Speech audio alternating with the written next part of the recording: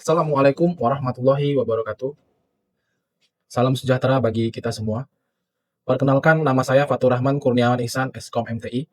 Saya merupakan dosen pada program studi S1 Teknologi Rekayasa Perangkat Lunak di Politeknik Negeri Lampung. Bidang ilmu saya Magister Teknik Informatika. Pada hari ini, saya akan menyampaikan tentang teknik pengajaran saya dengan menggunakan metode DIA, yaitu Delivery Interaction Assessment. Pada kesempatan ini, saya akan menjelaskan salah satu mata kuliah saya, yakni mata kuliah struktur data dengan bobot 3 SKS. 1 teori dan 2 praktikum. Yang mata kuliah ini terdapat di semester 2. Adapun capaian pembelajaran mata kuliah ini adalah CPL Prodi yang dibebankan kepada mata kuliah CPL 1 S 1 bertakwa kepada Tuhan Yang Maha Esa dan mampu menunjukkan sikap religius. 2. Berkontribusi dalam peningkatan mutu kehidupan bermasyarakat, berbangsa, bernegara, dan kemajuan. 3. Menghargai keanekaragaman budaya, pandangan agama dan kepercayaan, serta pendapat atau temuan orisinal orang lain. 4. Bekerja sama dan memiliki kepekaan sosial, serta kepedulian terhadap masyarakat di lingkungan. 5. Menunjukkan sikap tanggung jawab atas pekerjaannya di bidang keahliannya secara mandiri. Lalu CPL 2, pengetahuan. Menguasai konsep teoritis bidang pengetahuan rekayasa perangkat lunak secara umum dan konsep teoritis bagian khusus dalam bidang pengetahuan tersebut secara mendalam, serta mampu memformulasikan penyelesaian masalah prosedural. Tujuan pembelajaran di CPL 3. KU, kemampuan umum. Mampu menerapkan pemikiran logis, kritis, inovatif, bermutu, dan terukur dalam melakukan pekerjaan yang spesifik di bidang keahliannya, serta sesuai dengan standar kompetensi kerja bidang yang bersangkutan. CPL 4, KK.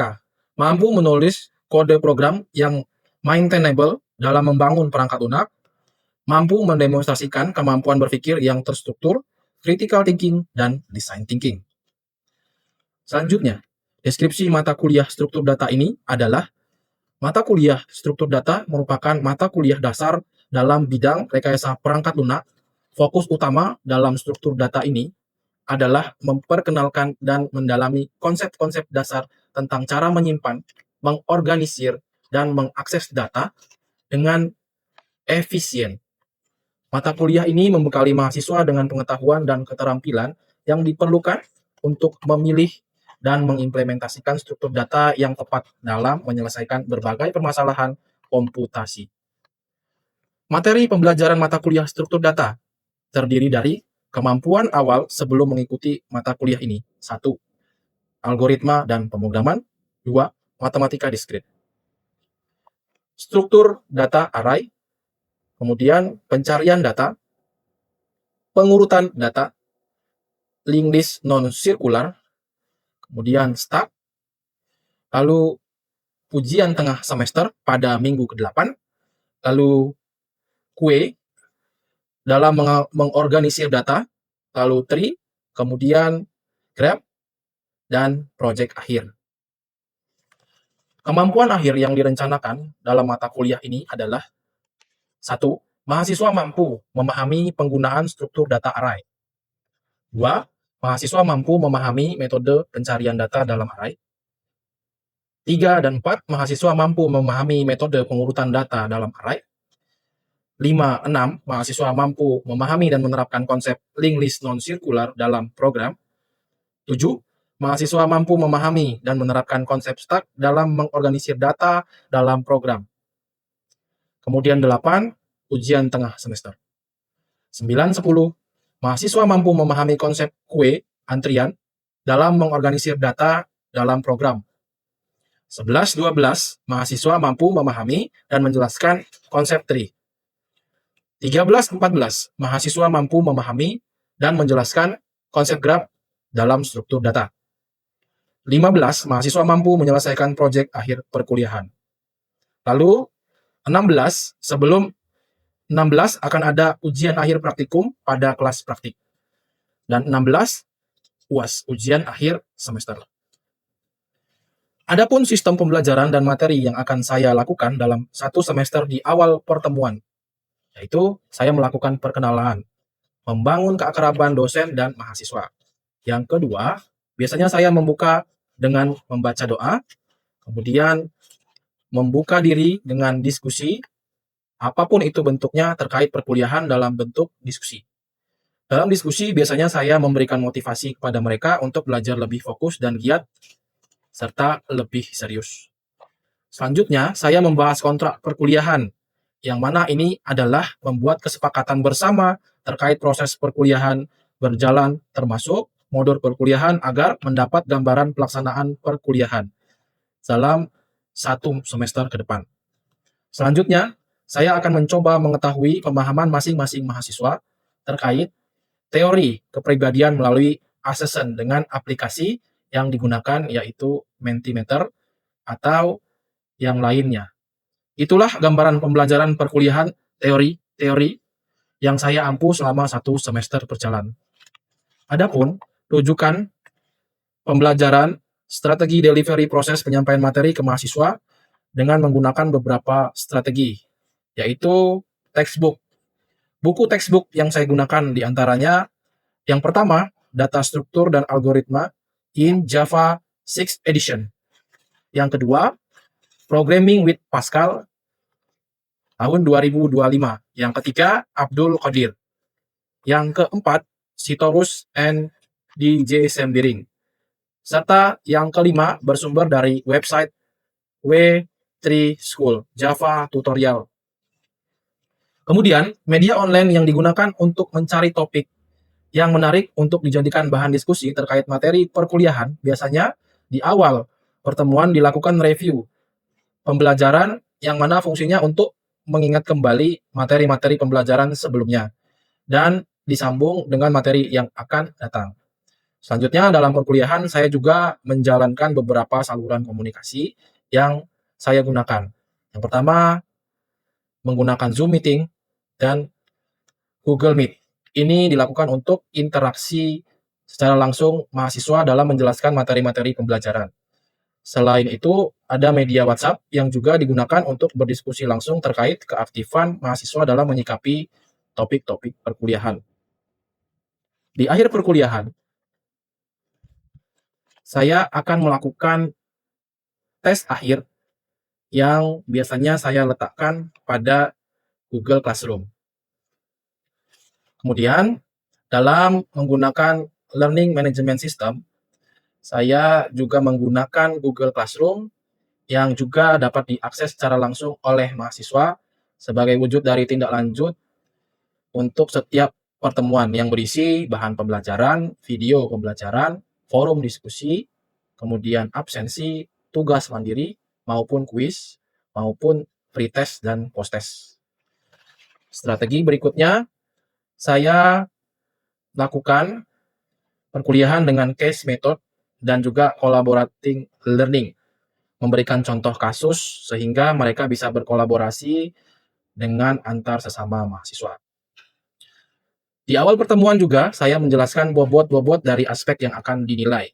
Aspek-aspek yang dinilai tersebut adalah yang pertama kuis, penguasaan pengetahuan dengan cara tes dengan nilai 5%, kemudian tugas terstruktur, penguasaan pengetahuan aplikatif dengan pengamatan lapangan 5%, lalu UTS 10%, UAS 13%, laporan teknis 15%, aktivitas lab dan lapangan, penguasaan keterampilan sebanyak 12%.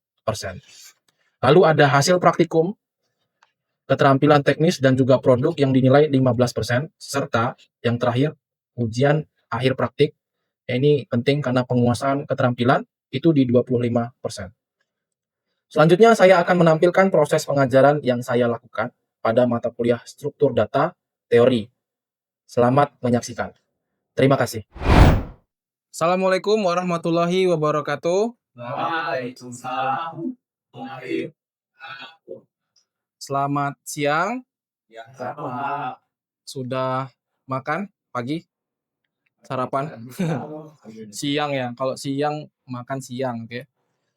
Tapi masih lemes. Sekali lagi coba ya. Assalamualaikum warahmatullahi wabarakatuh. Waalaikumsalam. Waalaikumsalam. Terima kasih luar biasa pada siang hari ini sudah berkumpul lengkap ya. Kita akan melanjutkan materi perkuliahan kita, mata kuliah struktur data pertemuan 12 ya. Pertemuan 12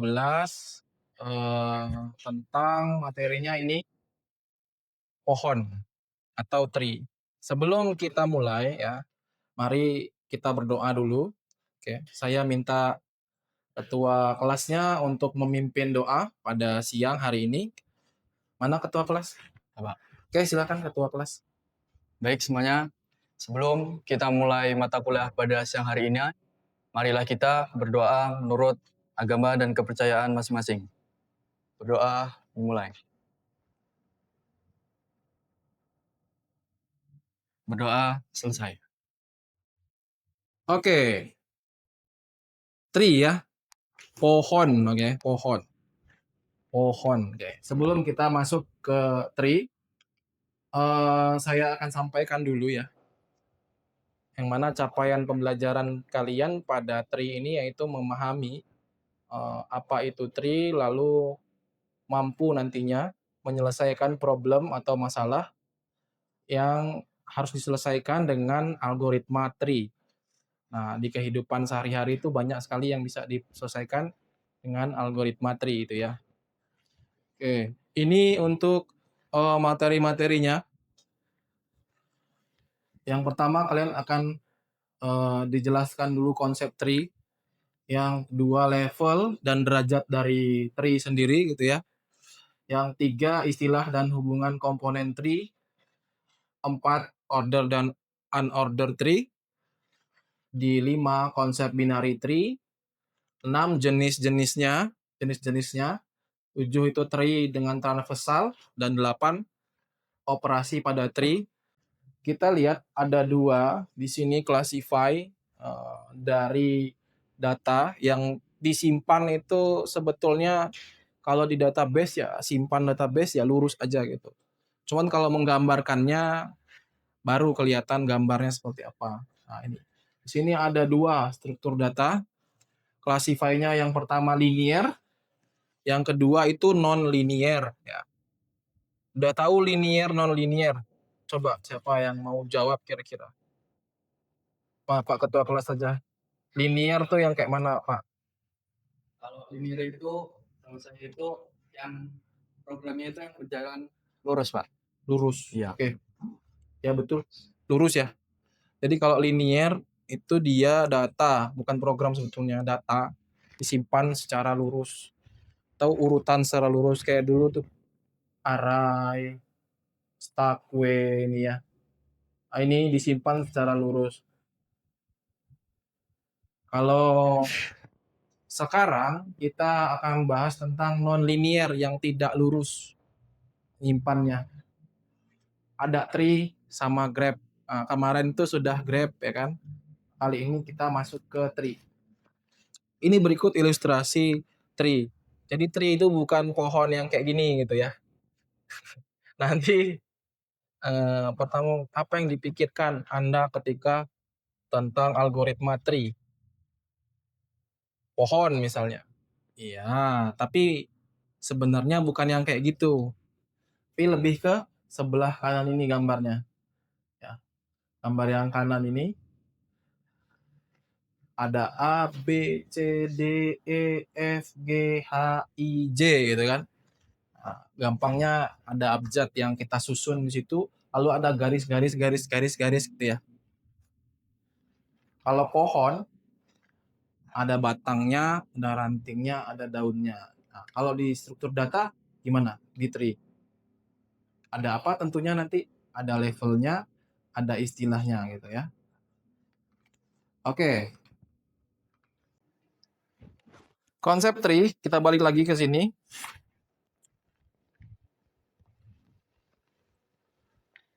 Data yang terdiri dari akar dan simpul-simpul yang berada di bawahnya. Struktur data yang menunjukkan hubungan bertingkat yang memiliki hierarki. Oke. Merupakan struktur data yang tidak linear, yang digunakan untuk mempresentasikan data yang bersifat hierarki. Contoh di struktur organisasi, silsilah keluarga, dan struktur folder. Nah, kalau Anda sering buka laptop buat folder, itu penerapan yang paling nyata dari tree. Jadi kelihatan ada cabangnya. Ada cabangnya ya. Kalau di rumah itu ada kakek, contohnya ini kakek, bapak, paman, saya, adik saya. Ada urutannya, kakek lebih tua dari bapak, berarti anaknya bapak lah gitulah ya. Baliklah, bapaknya dari bapak Anda gitu ya. Nah ini, ada urutan struktural, struktural, memiliki hierarki, cirinya seperti itu. Kayak gini contohnya. Tadi kakek, di bawahnya kakek itu ada bapak, saudaranya bapak ada paman ya kan. Bapak punya anak yaitu saya sama adik saya gitu ya. Nah, contohnya 3 ini. Kalau dilihat pada gambar yang di depan, itu ada derajat atau level tree. Yang mana yang sebelah kanan ini, yang derajat itu dari tingkat yang paling tinggi 2, 1, 0, sedangkan yang level dari atasnya itu 0, 1, 2. Hati-hati dalam membedakan level sama derajat. Jadi kalau ditanya, misalnya bapak itu, kakek itu levelnya level berapa? Oke, level berapa? Coba sih, siapa yang bisa jawab? Ada yang mau jawab? Ayo, ketua kelas aja dulu, coba. Itu kakek itu level 0, Pak. Level 0. Nah, sedangkan yang sebelah sini kan kakek Derajatnya 2. derajatnya 2. Coba dicerna kalimatnya, yang level 0, yang derajat 2. Ya. Jadi gini, kalau nyimpen data, level yang paling pertama disimpan, ini ya enggak. Tapi berdasarkan kalau derajat, ya yang atas, ini. Yang paling tinggi. Kalau misalnya di struktur organisasi, yang paling atas tuh yang paling tinggi, mimpin. Jadi nilainya pasti dia lebih banyak.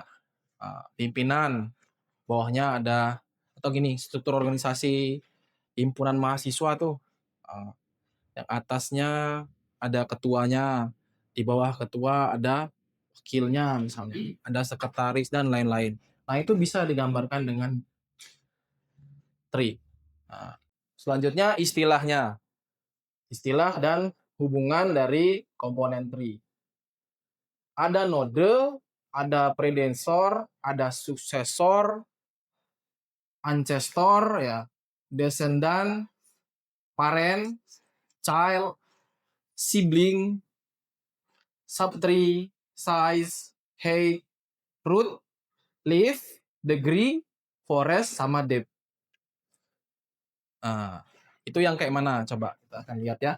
Dari sebuah komponen tree yang kita gambarkan, abjad ya. A, B, C, D, E, F, G, H, I, J gitu ya. Gampang ya. Abjad kan hafal ya. Nah, ini masing-masing kan kelihatan ada garisnya ya. A ke B, A ke C, C ke F ya. B ke D, B ke E ke G, E ke H, G ke I, G ke J. Ada hubungan ya, masing-masing ya. Oke. Yang pertama node. Node tuh ini, yang kita panggil tadi. A, B, C, D, E itu node. Ya. Sampai F, G, H, I, J. Nah, kalau dicari, silahkan temukan node gitu ya. Nah, node itu. Selanjutnya suksesor. Suksesornya penerus, berarti ke bawah. Kalau dari predecessor, atau dia ke bawah turun. Nah, kalau dia tadi predecessornya B, kalau ini suksesornya B, berarti jawabannya adalah D, E, G, H, I, J gitu ya. Bisa ya, aman? Oke, aman. Kalau size, nah itu si node tadi jumlahnya dihitung. Size-nya. Ada berapa? Coba lihat. Ada 10. 1, 2, 3, 4, 5, 6, 7, 8, 9, 10. Nah ya, 10 ya. Kalau tambah K berarti 11. Itu ya. Size itu banyaknya node dari sebuah tree. Oke. Lalu leluhur. Yo, leluhur ya. Leluhur itu berarti yang berhubungan langsung dengan dia, tapi naik ke atas sampai atas seluruhnya. Jadi si node yang letaknya sebelum dia. Ya. Contoh ini, ya. Leluhurnya J siapa? Berarti sebelum J ada G, sebelum G ada E, sebelum E ada B, sebelum B ada A. Berarti kalau dia dibalik A, B, E, G, J gitu ya. Itu. Leluhur. Jadi kalau leluhurnya H, kalau leluhurnya H kira-kira apa? E, B, A. Kalau F, C sama A aja. Kalau I, leluhurnya G, E, B, A. Sama ya, I dengan J sama ya, karena dia posisinya binary 2. Bisa ya. Selanjutnya ini, parent, orang tua. Si orang tua ini, nah, kalau parentnya I siapa? Ya G di atasnya dong ya. Gampang ya, parent orang tuanya. Tuh. Kalau child, anaknya. Kalau dua, anaknya ya dua sebutannya. Gitu. Selanjutnya adalah degree. Banyaknya anak dalam satu node. Jadi ternyata hubungan orang tua, anak itu bisa dibikin akar gini sampai rumit gini ya. Ya, sampai rumit banget gitu. Ada degree.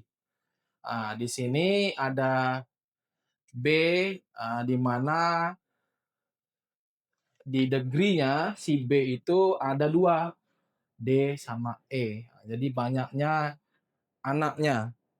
Ya, banyaknya anaknya. Kalau C berarti degree-nya berapa? 1. Tuh. Kalau G 2. Oke, tuh. Selanjutnya ada hutan atau forest. Kumpulan dari tree. Ada yang tahu kenapa ini 15? Saya, Pak. Kenapa, Pak? Karena di setiap node-nya itu dihitung, Pak. Betul. Jadi satu kotak node itu juga dihitung. Satu Dari kotak child. node dihitung. Ya, betul. Jadi kalau lihat kayak gitu, kayak pohon ya, ada rame, makanya ada 15, jadi tiap kotak dihitung. Bisa, kira-kira kalau ada soal yang sama nanti ditanya, forestnya berapa? Dihitung aja, kotak-kotakin ya. 1, 2, 3, kotakin. 1, 2, 3, kotakin. Terus per apa tadi? Per size-nya. 1, 2, 3, 4.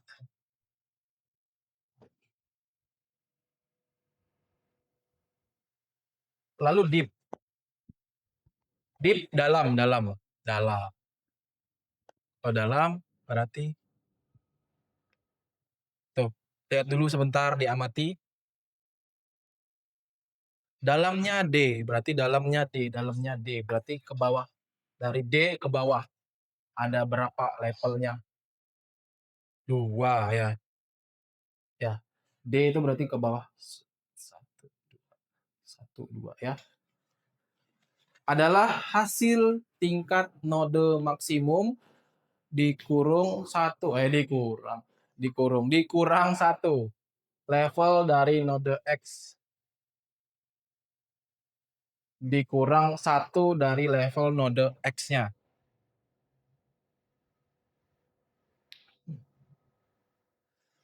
Ini gini, yang dicari kan D ya. Ah, kalau mau ke D itu ada A, B, D. Nah, jadi dikurangin 1, jadi berapa? A, B, 2 aja. Jumlahnya 2.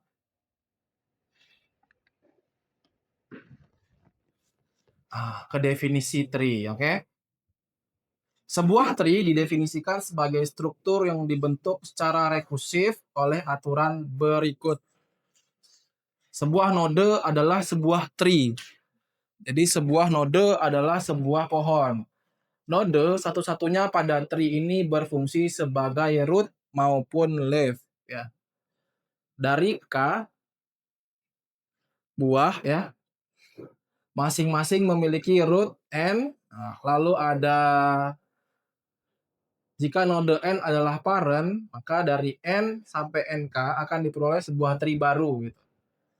Jadi ini adalah node yang disebut tree. Tree, oke. Ini tree juga dengan bawahnya. Nah, gitu. Selanjutnya ini operasi pada tree, oke. Nanti ada operasi coba untuk input ya, create. Jadi operasi pada tree itu maksudnya bukan dipotong gitu ya, tapi diolah gitu ya. Kalau di komputer tuh create, read, update, delete itu sering gitu ya. Nah, di sini yang bisa dilakukan. Create, clear, empty, insert, find, update, retrieve, delete. Nah, saya akan contohkan dulu sebentar ya.